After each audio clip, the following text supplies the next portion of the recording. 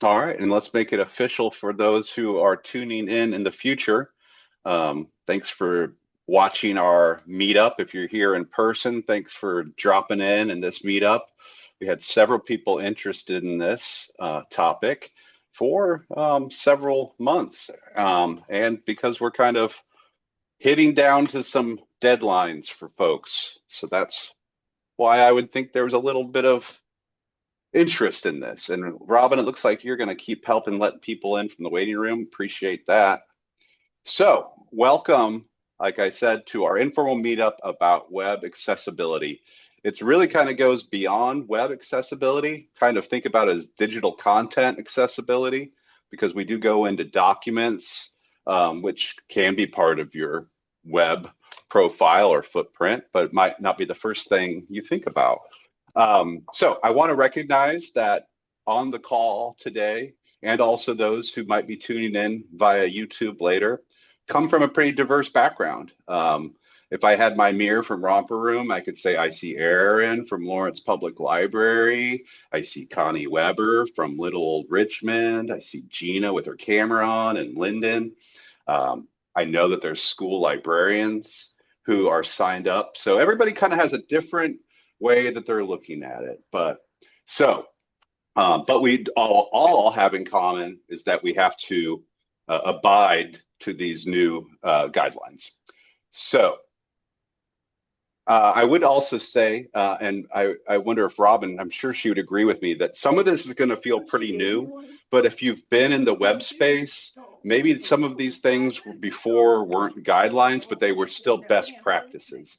So if you've been working in websites or if you've had some training about things, some of this is not completely groundbreaking. Like images have supposed to have had alt tags for as long as I have probably working in websites. So that's not new. It's just now that the Department of Justice is involved in all of that. So that's what's new. Okay. So a little bit of background is that in April 2024, the Department of Justice did a final ruling about these accessibility guidelines. I am going to mute one person that I hear background noise from just because I don't want it to affect the recording. So in 2024, the Department of Justice decided this is everything that makes up web content accessibility guidelines. And there's various levels.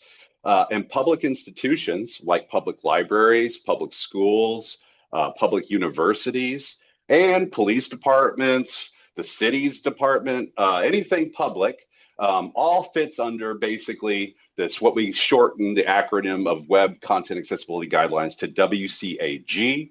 And we are government, where 2.2 is the level that we have to reach.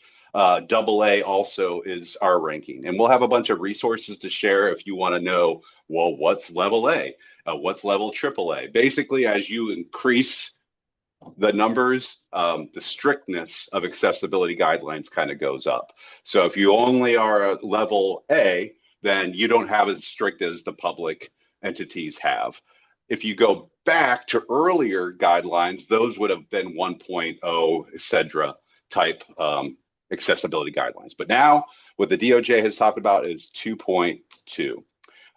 And the important things to know is that if you serve a population of, say, 50,000 or more, your deadline for being compliant is coming up real soon. That is April 24th, 2026. And if you serve a population of 50 below, then you have an extra year to become in compliance. After those periods, there is risk of litigation. The DOJ could look into you after a complaint. It would most likely be complaint driven. We could see that maybe people who weren't in compliance would not be eligible for federal grants. So those are some kind of important reasons if you needed to have two. But then also, I think non-compliance also means that people of various abilities maybe aren't able to access your content. And as the library moves into being a space beyond its walls, then it becomes more and more important for all people to be able to have an experience that is comparable to everybody else, not based off of abilities. So complaints about your web content could lead to an undermining of public trust. So we've got several reasons. It's the law. You could be sued, but then also we want to make an experience that's about equality for all people. So that's what's behind it. And I that, thought we'd start. Go ahead. oh, I was just going to say, in that I teach library certification for support staff, and we talk about this. And the big thing is accessibility almost always helps everybody, not just people who need the accessibility for whatever reason. So, like curb cutouts for wheelchairs help moms who have Mm. strollers. So it's not just your folks who need the help specifically that you're helping. You're also helping everybody. So we're going to get, I see a question in chat, but I want to start a poll up here real fast. And hopefully it works. Let's launch it. Okay, so how familiar are you with these web accessibility content, web content accessibility guidelines? Let's take a moment just to kind of take the temperature.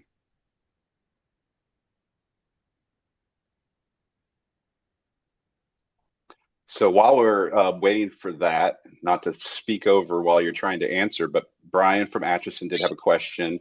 And my sense is he's asking is how confident are we that these are going to kind of remain the guidelines and that they're not going to change? Brian, is that what you're getting at there? Like this is what, yeah. Okay. Yeah, they really haven't really expanded is what Robin's saying. And I think that kind of fits back into these were usually best practices, a lot of them, but they weren't structured so much as a strict guideline. So I would assume that these will remain, but then also I would think that we might, as we do different things online, there could always be new accessibility um, concerns, right? All right, so I can end the poll and then hopefully you guys should be able to see it, right? That's how it works. That's how it works. End poll. Share results. Okay, so I'm sharing results. So what do we see? We have a few people, never heard of it. That's great. You made your way here. I'm hoping some of them So come in that's today. good. What was that? I missed it. Okay. Then we have some that could explain it, people that understand the basics, and then I show three people who are actively working on it, and then I don't show anybody who is saying that they're confident that they're completely aligned. And I feel like that's a smart decision or a smart response because you never know all those things hiding in your digital sphere, especially when we start talking about documents and things like that. Let's talk about another poll.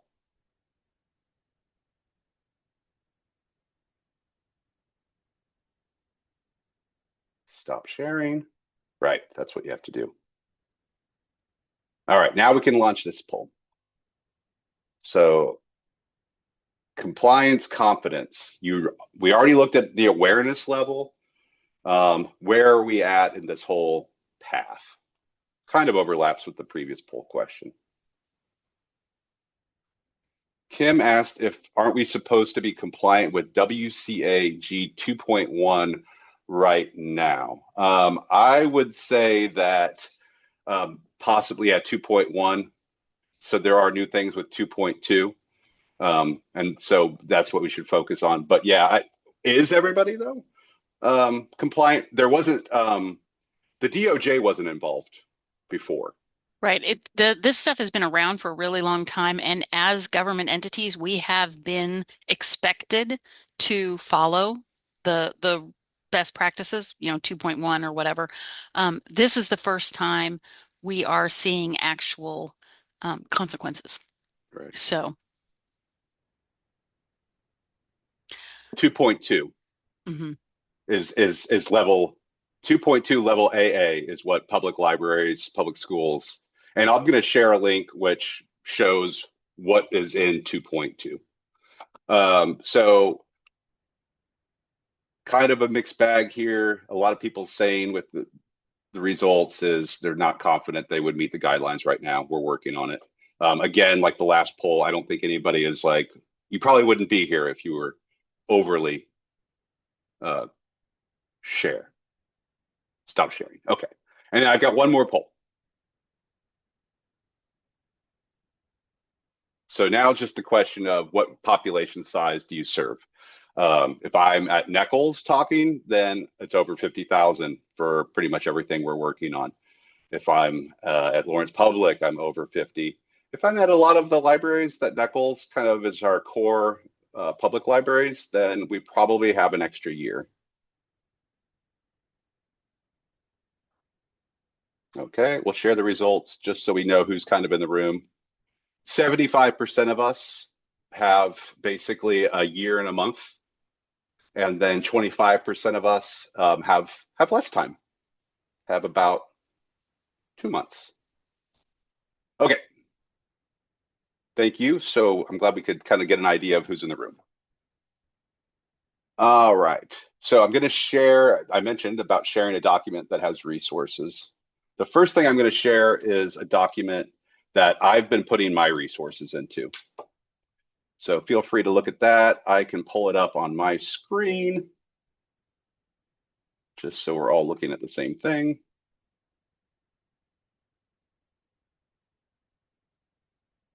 Okay. So this is a document that you have access to even after we're done meeting, just some overviews that we'll cover here in a little bit. We have what Title II covers, and then various resources if you want to dive deep, like here's the WCAG 2.2 criteria, which is what we were kind of talking about in chat. And you can look at how was 2.1 different? How was a 1 point version different? So a lot of different resources here that we probably won't get into all of these, but you might find them helpful when you're looking at specific accessibility issues, like talking about a PDF or document sharing. Mizzou, which I would assume it might be a dirty word for 80% of people tuning in here, had a pretty good document they put together about how to determine various accessibility tools for different types of content. So web, documents, and then even media. It's good reminder that we're not talking just about text with accessibility. There's also guidelines that have to do with, say, captioning of videos. So that's the document that I have shared with you all, and we'll look at some of these things and later in the hour. Next thing I want to talk about is just kind of this overview, which we have here in the standards. So you can click on WCGA standards, and then, like I said, it'll give you a lot more resources depending on how you're addressing this as a developer. They have accessibility checkers, contrast checkers, that type of thing. But often when people start talking about these guidelines, they use the POUR acronym. So perceivable, information should be perceived by all peoples using their senses. Alt text comes into that part of POUR, the P in POUR, captions, and then contrast. Operable, that it can be navigated without a mouse. So that's how is your site able to be navigated with just a keyboard? So using like the tab key, for example. Understandable, that the content is clear and that behavior of these digital assets is predictable, so that when we click a button, it does what we expect. If I click an external link is a good example, I think, on a website, the external link should take me to a new tab. An internal link should change in the tab that I'm in. robust. It works with assistive technology and also evolving technology in the future. Again, this affects all of your web pages, so not just your home page, all of your sub pages, and for some of you that could be well over a couple dozen. It also talks about your catalog, your OPAC. That is also an online resource. If you have an app for your library or an app that you're using through a vendor, that's included. Shared documents like a Word document or PDFs, they have to follow the correct headings. And then we can talk about what else. Let's open it up. What are some other things that we haven't mentioned? I know Robin has one. Sorry, couldn't find my microphone. No problem. Um, I attended the Chew and Chat for MPLA yesterday, and we talked about um, interlibrary loan issues. And if this is not so much big of a thing for public libraries because we don't generally send out electronic versions of articles and stuff, but if you do, those have to be accessible, and that's not something that a lot of people really considered. Your print stuff is not such a big thing, but anything you send for ILL through electronic mail or however, does have to be accessible, and it's your responsibility, not the person who's providing the resource, to make sure that it's accessible. The other thing is marketing materials, things that you do around programming and things like that. You need to make sure those are accessible, especially if you're putting them up on your website. That's kind of a double thing.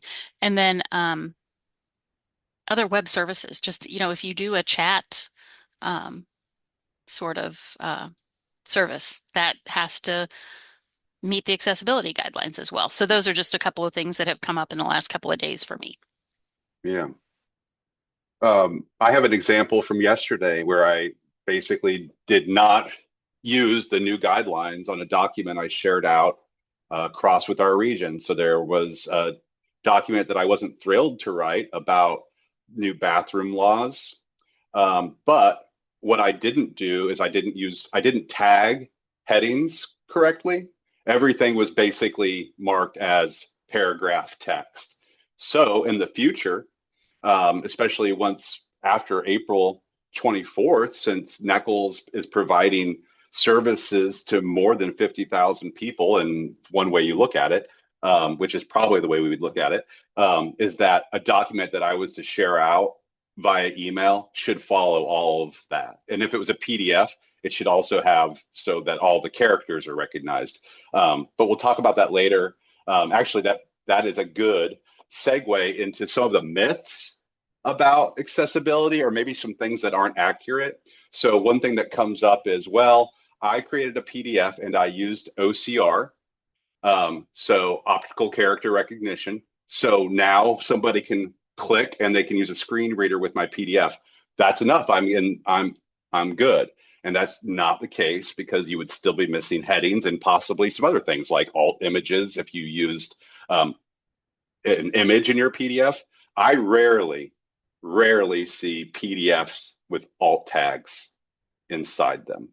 And that'll be something that we need to start seeing more in the future. So I just want to review Scarlett's question or comment from Topeka with vendors. Yeah. We're going to talk about vendors. I don't really have resources for the vendors, but I did put it on there about that. As Robin had mentioned earlier, when we were talking, even though you can say, well, the vendor does, let's say, our catalog. No, the DOJ is not going to say, oh, okay, that's fine. We'll go ahead and move this lawsuit to your vendor. So that moves over to being on you. And so as far as what kind of resources we can share with them, I don't know, but I do think we have to be our own advocates. And one of the things I have at the end of our hour is if you don't already have it set in your timeline, that we have to reach out to those vendors and find those things that need to be fixed. And what are the alternatives? It might be that people say we're going to drop a vendor. It might say I need you to fix this. It might be something that you put into like an accessibility statement saying we are working on this currently. Okay, so other myths or maybe things that we've been told that we need to do, and this is probably a lot longer than that I'm going to mention. So I already said OCR is not enough for PDFs. There's other things. Another thing that there's plugins that might suggest that when you create a video, that it'll take care of all the dirty work of creating auto captions. But don't that have a false sense of security because auto captions, if they're not synced up correctly, if they're not accurate, you're still in violation. So be careful with vendors who promise or overpromise that they'll make you accessible.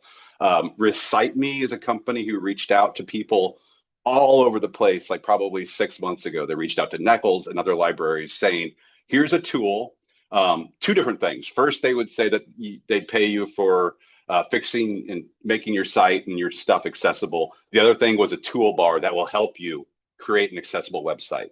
The toolbar does things like allows you to change contrast. It has a built-in screen reader. I think it has translation built into that one. You're not required to offer those types of things with your website. People that need a screen reader will have their own screen reader. They're not going to depend on Recite Me's toolbar screen reader. So while it might be nice, it's certainly not mandatory. There's also things like, is it nice to offer Google Translate for your website? Yeah, I think so, especially if you have a Spanish-speaking population that you're serving. That might be a really good plugin for you to add or some type of translation plugin. However, these guidelines do not require that you have any kind of translation. However, a caveat is that your website has to be coded and it has to have a tag basically at the top, something that you wouldn't see with the naked eye. It's in the code that says this content is in English. And that way, when somebody else has their tools and they change their browser, then they'll know and they can change it that way.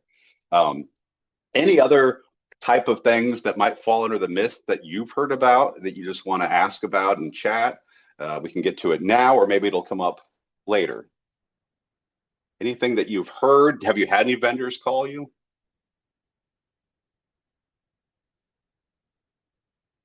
One thing that comes to mind, I talked about 6 months ago, we're seeing these companies like Recite Me reaching out to us. I would not be surprised if we didn't see another push from vendors after these laws go into effect, going and saying, you're in violation and you could be sued. And these are the things that we'll offer you. So I would not be surprised if there wasn't another big push. And they might be right. They might have used their tools and you're not. But that doesn't mean that you're pushed into a corner and that you need to pay them because most of these services are not cheap. And that's one of the things that I kind of put my foot down when we started being contacted at NEKLS is like, no, we will get through this as a group. We're not going to, basically be held hostage by this one group that called us.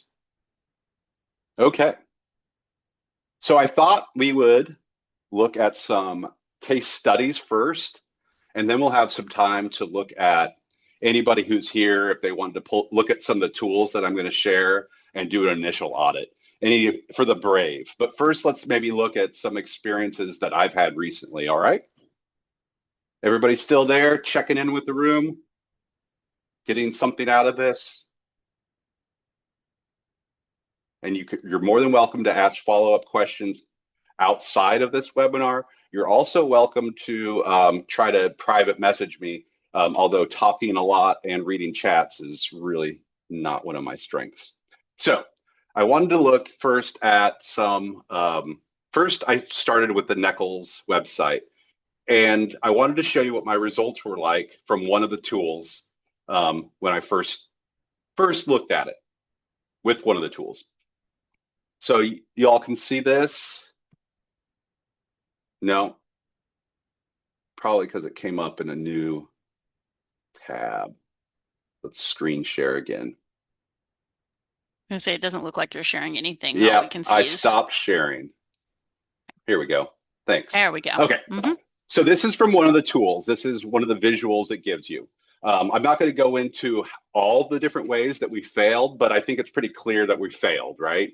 NEKLS.org is, if it were to stay in this, um, if it hadn't been improved at all from here, I would say we were at a pretty good risk after April 24th to have somebody make a complaint or maybe contact the DOJ.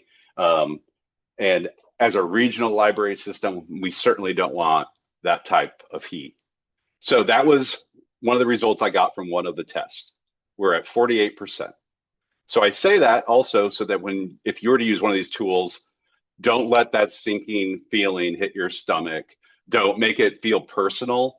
I know some of this can kind of feel a little personal, especially if you're the person who's been working on the websites. No problem, George. Kate says too late. Oh, too late. Too late. Hurt feelings. Okay. So the first thing I did to try to relieve some of these issues is the theme. We're using WordPress at NEKLS. The theme that we had been using on our website was pretty darn old. It was modern in the way that it was responsive, i.e. that it changes shapes depending on what device you're on, but not modern enough that it was fitting some of these compliance issues. So we got a new theme after checking a few more, and I'm going to go ahead and show you what the results were after another audit. So that seemed to fix a lot of our issues. I went from like 50% to 83, and now it's basically saying I have one issue to fix. Keep in mind, we're going to talk about some various accessibility tools. They're all not going to find the same things, and it certainly is not, oh, I passed and now I'm done. That's not how it works. But you can see things are getting a little bit better after I changed the theme. So I didn't really change any content. I didn't really have to go back in at this point. I wasn't, I might have done some things behind the scenes that I don't remember. But I think for the most part, this was just changing a theme. Let's close some of those. And now let's look. We have that one issue, right? And what I found is that the link to the NEKLS podcast, which is an image on our website, it didn't have an alt tag. So that is an easy fix. So now we'll look at this. And now we can see that it says we've passed the audits. There's 0 critical issues. This particular tool, it's only going to go to 95% because then it's saying on top of that, there's a 5% of your website that you would need to manually check.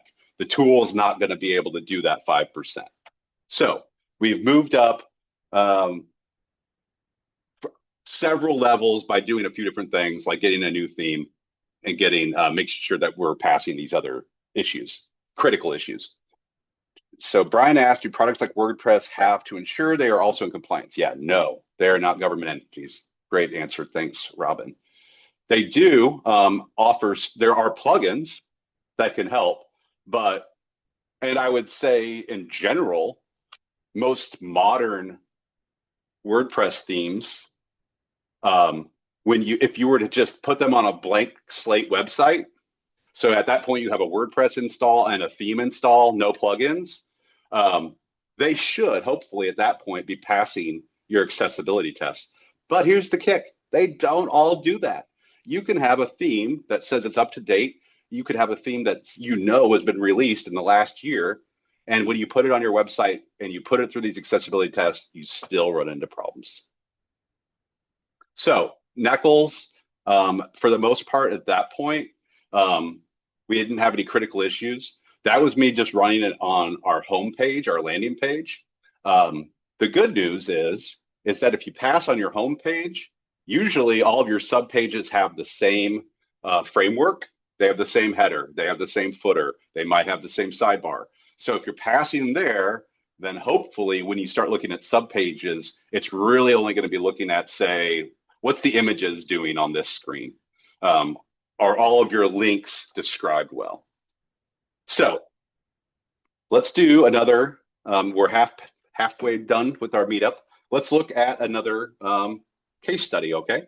So The regional library systems have a website that we share together. It's systems.mykansaslibrary.org. And I would be surprised if a lot of you have ever heard of it. But we do hold some important things there that we share amongst the 7 regional library systems. So let's look at my first screenshot. This is as the site has been since basically 2020. And what do we have? So 20 issues, 11%. That's worse than the other one. Ouch, painful. You can kind of see a screenshot of how it looked over on the left. Is there some dread there? And again, I personally made this site. Is it a personal issue? I mean, I think I'm going to let it go. It's, in 2020, it looked great. I did the best I could at that point. I'm going to give myself some grace and say, sorry that it was that way, but we're going to move forward now and try to fix things. So that's where our baseline is. I know I have some issues. What did I do with NEKLS? The first thing I did is I switched themes. Here's the good news. I already had a theme that I'm familiar with WordPress, Neve, or is it Nev? I don't know, Nev, like Nev Campbell, that I already knew that I could get to a 95% because I've already done it once. If I were to go with the WordPress 2025 theme, which does things way differently, it's kind of like starting from scratch. But with Nev, I know how things work. So let's see what happened with this site after I changed the theme. Again, this is WordPress specific, but the tools that we'll look at in a moment, they're agnostic to whatever kind of website or catalog that you're using. So again, a theme upgrade fixed most of my issues. We went from a really painful to look at 11% to this to a 71%, and only 3 issues. That is now within a realm of being able to be fixed. Another point I would make is about themes.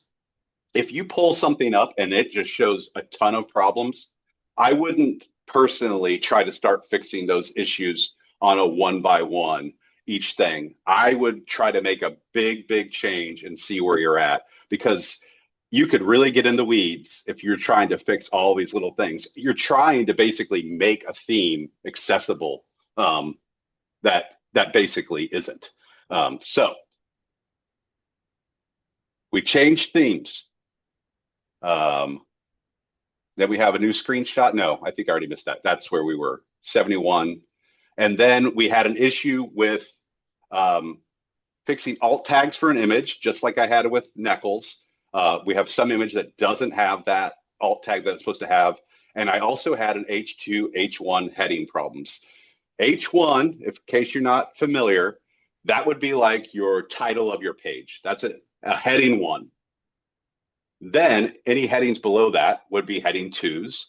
Subheadings would be H3s, and so forth. And then if I have the body of text, those would be acted like just a paragraph. Or a P, if you will. So I had to change some headings, and now I did another test. Let's see what happens here.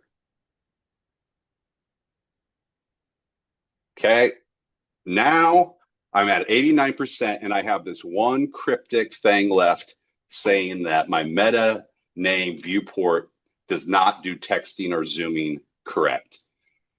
And I'm going to be honest with you guys. Trying to fix that on this server, the way it's set up, was near impossible because it's a multi-site server.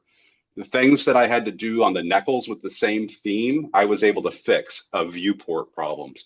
But when I tried to update the header.php, which is one of those hidden web files, I wasn't able to get the changes made.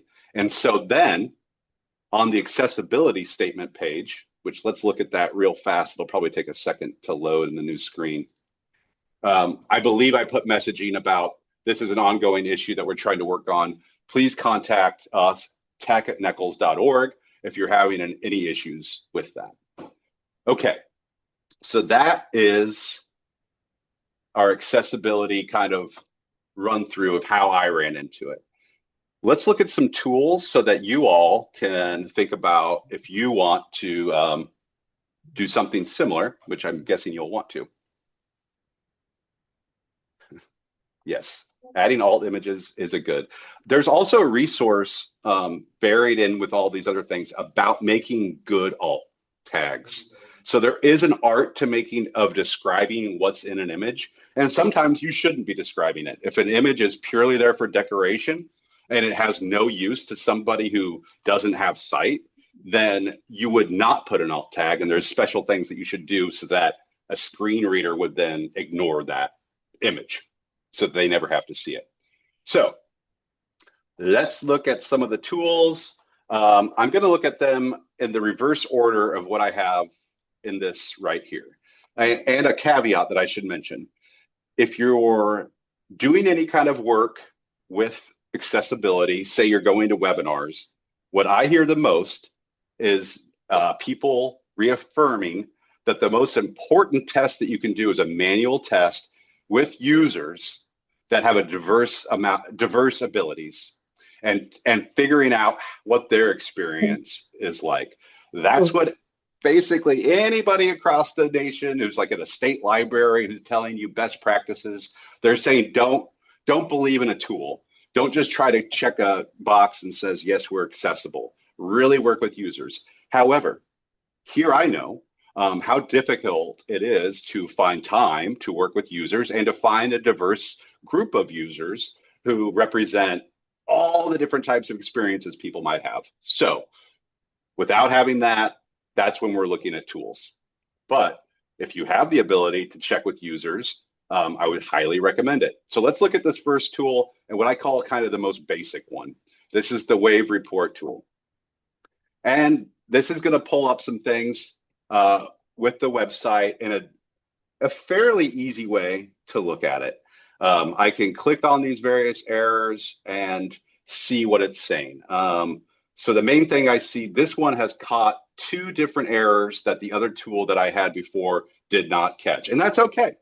I am a firm believer in using multiple tools and doing your best to satisfy each of them, just like having 3 different users might find 3 different things. So just keep in mind that all these tools will probably find slightly different things. But it looks like if I look at my errors, the 2 ones that I should track down still, and these might have come up later, is that I have linked image is missing an alt text. And that would be this new image that just went up for this Lunch and Learn event coming up. So featured images in WordPress does not have, at least I didn't catch it this time, a good way to add an alt tag, but that's what needs to happen. This image needs an alt tag. And then somewhere on this page, it's saying that we have a contrast issue. You should be able to click on these and it'll pull it up. But of course, while I'm on Zoom and trying to do this, I find it a little bit difficult. But what you'd be looking for is the red boxes here. You don't need to worry as much about anything that's alerts. It certainly doesn't hurt to look at them and see what they're seeing. So the Wave tool is great in that it's pretty darn simple to use. It's free, and I can use it as many times. I can refresh, I can make changes, I can pull it up and use it all day long. And another thing to do probably to share is maybe loading a different page. If I could actually find my menu, here's an about page. I'd probably have, okay, now it's doing it for the about page. And you can see our about page doesn't have any errors. So you'd want to go through and use these tools for all of your pages. Does that make sense? We like the Wave tool. What's our kind of feeling? It's our first tool we've looked at. So does that seem approachable? Okay. Brian's used that a little bit. Some of us like it. I like it too because it's pretty simple. I don't get lost. And we're going to look at a tool in 2 from now that I would maybe expect opposite responses from people. Okay. So you might run into things as these tools come up. The ones that I found on my homepage were pretty darn clear to me. I knew what they were talking about. I have to track down where it's saying that color contrast, but I know what they're talking about. It didn't give me some result that I was like, it might as well have been in French. I get what they're saying. If you run into these, one of the first steps I would recommend is to Google it, right?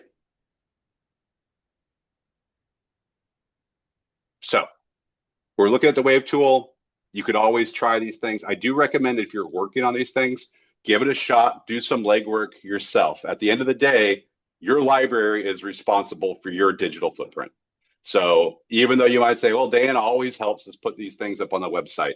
That's great. That's fine. That's dandy. But at the end of the day, if the DOJ came after, I'm not going to be the person, unfortunately for you. The old dead or alive posters. I love it. Okay, let's look at another tool. Alrighty. I like this next tool because I feel like it's the Wave tool. Sometimes I have a hard time finding out what it's talking about. Like I was mentioning the color contrast. I feel like this accessibility checker does a pretty good job of letting me know where we're working, but it does have some problems. First, let's see the good. So this is accessibilitychecker.org. Let's scan the site and see what it says. This is the one that we had screenshots of before, by the way. So it should look fairly familiar to you. Woo! Okay. So I showed you before that we were at 95%, and we're still at a 95%. Let me show you what happens when I try to check systems.mykansaslibrary.org. So I'm checking a new site with here, right? Let's see what happens. I don't even know.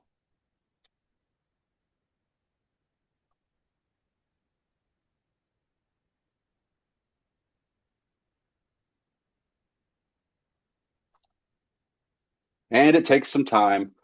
And the site actually itself loads slow, so I can't really blame the tool. Systems is on a shared server that just gets bogged down sometimes. We'll see if it pulls anything up. But this is probably what your experience will be like. I want to address one of the questions that came up in a side chat is wondering, a conjecture question is, who do we expect if we were to see some sort of litigation or complaints? Who do we think those would come from? And I'm going to put it in the chat to you all. Who do you expect? You serve 50,000 or over. Who do you expect that you would hear from? Who's coming after the library? And that failed, by the way. Let's try a different site. If you want me to try your site, also feel free to put that in chat right now. We'll see what happens. So 2 things per chat right now. If you want me to run a scan on your site right now, okay, Linden Library, got it. And so the other thing in chat, if you want to speculate, who do we think would be starting this in April or May? Let's see what happens with Linden. This is what I thought might happen. Aha. So I like that tool, but it basically only lets you run 2 scans a day. Isn't that a kicker? Well, why don't we just pay for the pricing on it? It's probably not too expensive. It's $90 a month. Oh my good God. That is just not something we can do. However, I at home have a VPN, and at work, I have access to remote into machines at 40 some different libraries. So if I'm on my VPN, I know that I can change my ISP basically to say now I'm in St. Louis, and then I can run this test and see, especially if I just made a change and I want to see what it's like. So just know that this tool I like it. However, it's really limited how many times you can use it. Okay, so Chad says, is it cynical to think that service vendors who are going to be hunting down to make examples to sell more services? I think that's plausible. I think first, if I was a vendor, I would probably use my tool to scan, and then I would contact NEKLS and I would say, this is what our service found, and you're at risk. So it maybe isn't the same people, although they might have 2 different organizations and 2 different things going on at the same address, same physical address is what I mean. So I do think that somebody who posed the question wondered about library haters.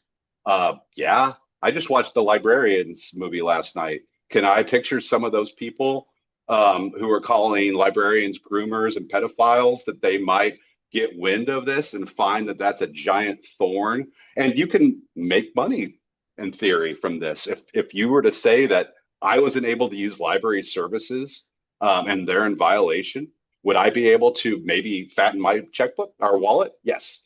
Um, so yeah, library haters organized with money, most likely.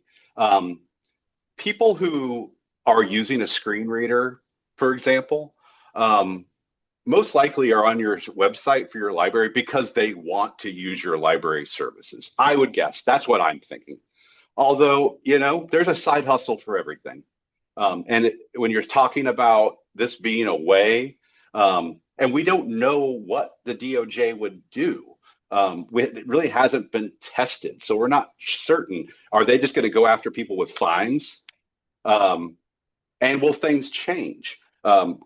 Kansas Open Meetings Act is a really, I feel like, a great example of something like this.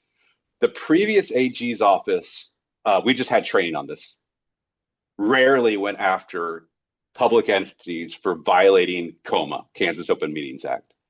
But the current AG's office has seen a giant uptick in it. So I think partly it depends who's at the DOJ. What do they care about? What else are they working on? Um, yeah, probably not. Maybe not, Kim, but does it have to be the DOJ? Not necessarily.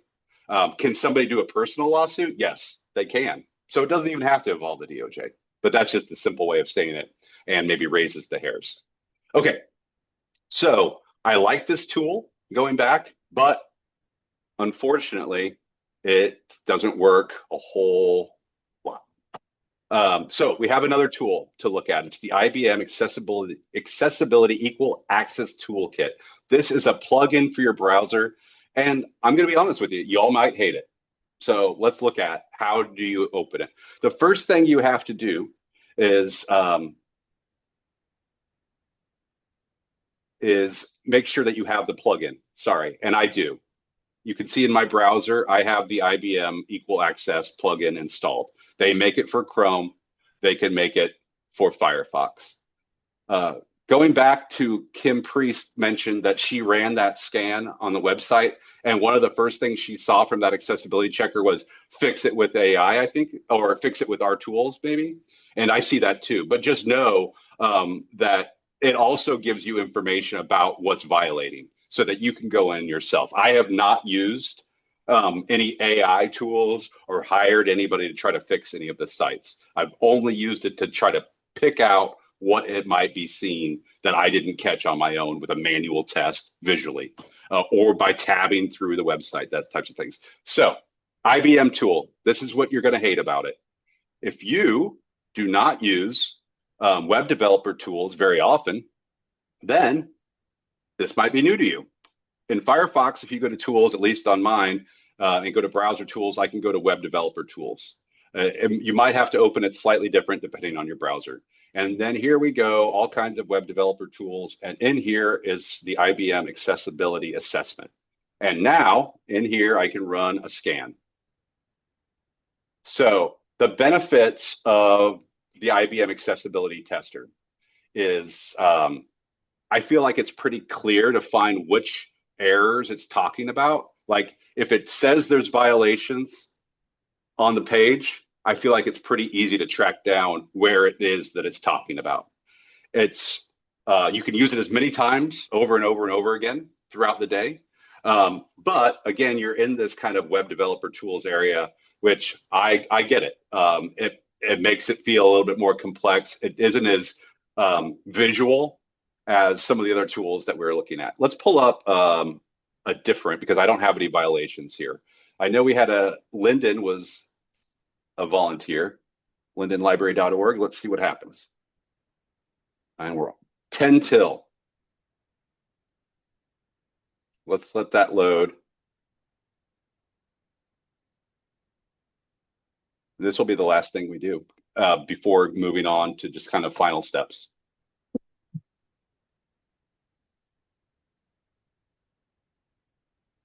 Yes, we're talking about coma. I was going to say, Again, while we're this, waiting, there's a yeah, conversation about coma in yeah, which is similar in that yeah, the government can come after you. yeah. Um, They don't normally come after you for coma without a complaint, but they Right. can theoretically. It does seem very similar to that type of situation. So let's just take the temperature. How are people feeling now? How do you feel about this? Are you feeling empowered, helpless? Um, Go ahead and put in chat if anything's changed today now that you see some tools, some ways to look at it. Feeling a little bit better. That's good. Glad to hear it. This is quite possible. I'm telling you, especially if you're using WordPress, I know we can make it happen. We did not talk much about catalogs. Some of you are using Aspen Discovery as your website, and it's also your catalog for Next. You can use these same tools to uh, see how you're doing on that, and you might run into issues. George is here. I know I can see he has his camera turned on, so he might be thinking of saying something. I was going to say something else, but yes, Koha and Aspen, the base software is designed to be accessible to meet all of these standards.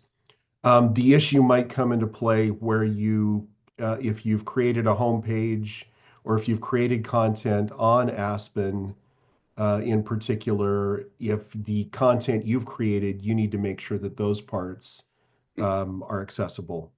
Mm-hmm. Yeah, but the base software itself um, is always designed with accessibility in mind. For Koha, Catalyst IT in New Zealand actually employs a visually impaired person on staff, and Bywater Solution employs a visually impaired person on staff to make sure that for visual issues, the software that's I don't remember the name of the guy in New Zealand, but that's his main job is checking all of the software that they support for accessibility. Cool. That's good to know. And finally, that Linden page, it loads even slower when you have a lot of people online waiting for it. So thanks for that. The other thing I've noticed with Aspen is when I use Spotlight, so like the virtual bookshelf, that was giving me errors.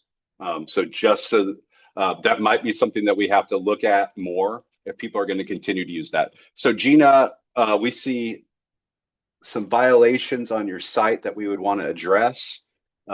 We have some contrast issues, hyperlink with no link text.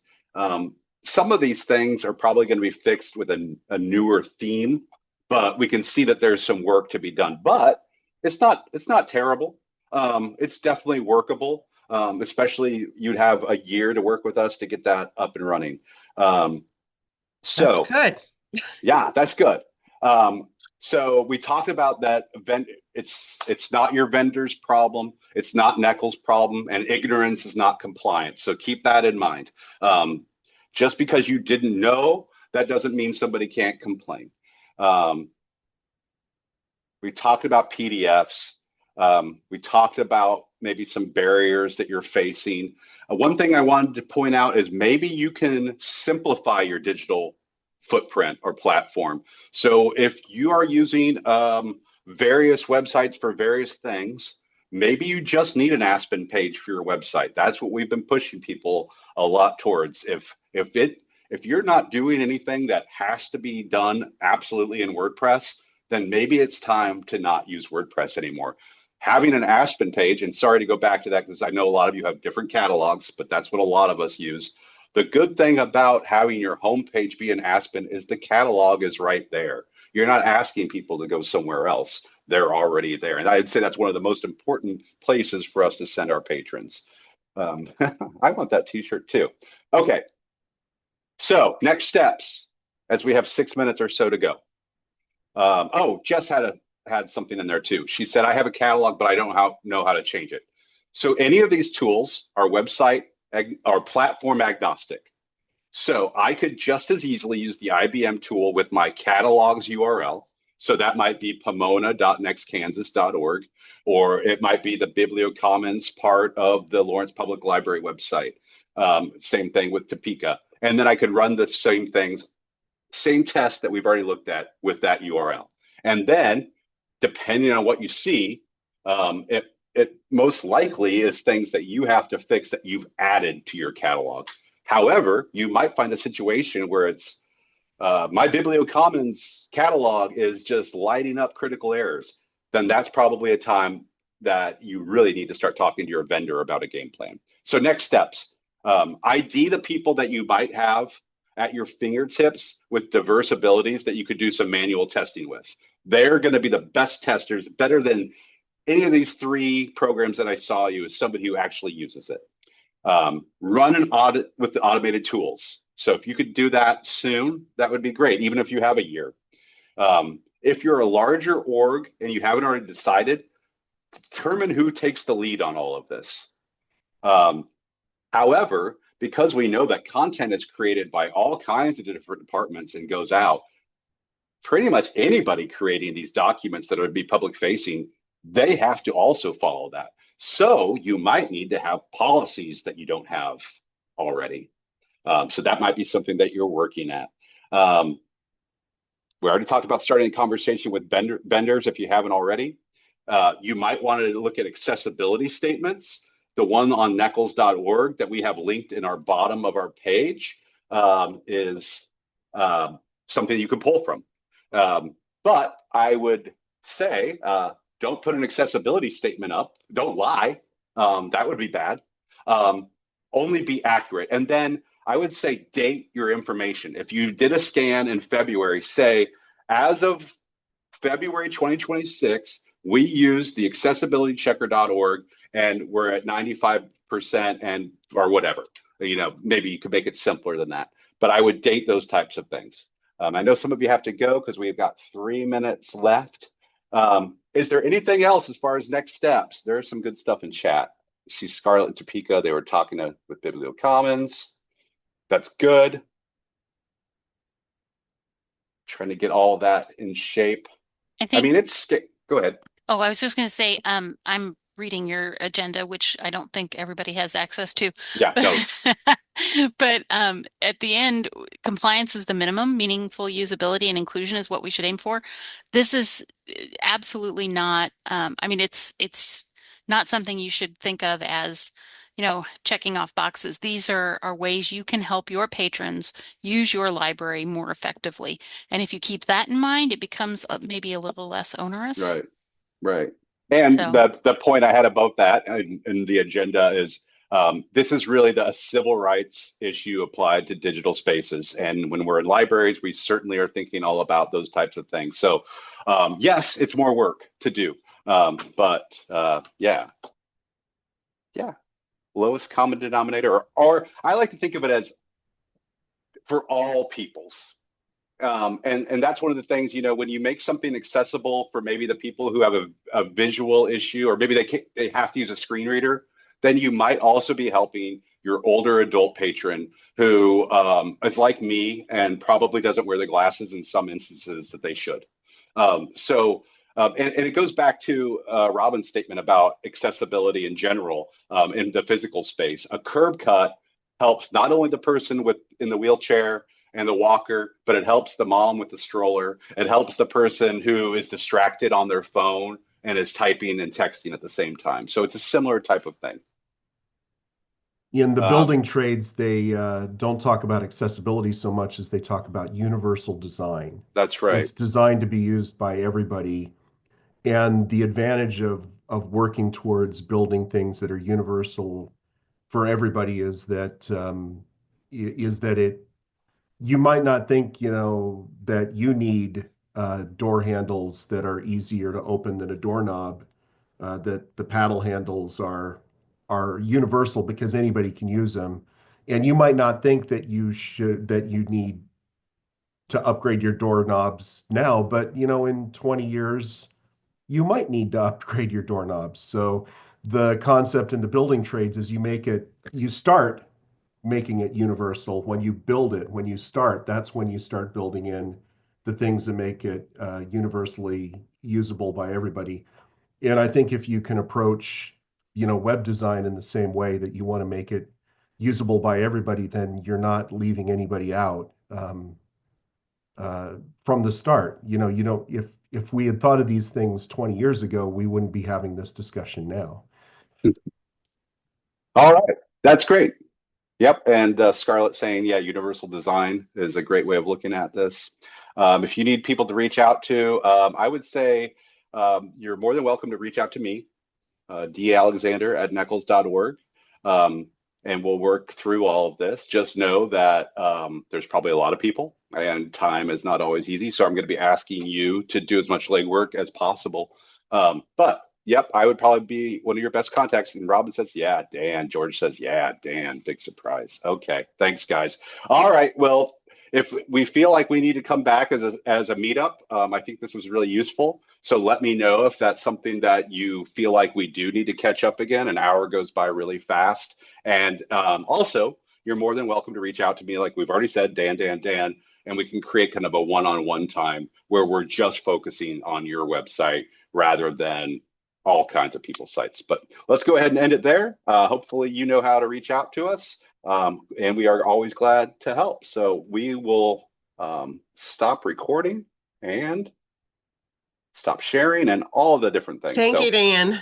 have a great day. You're so welcome. Take care, everybody.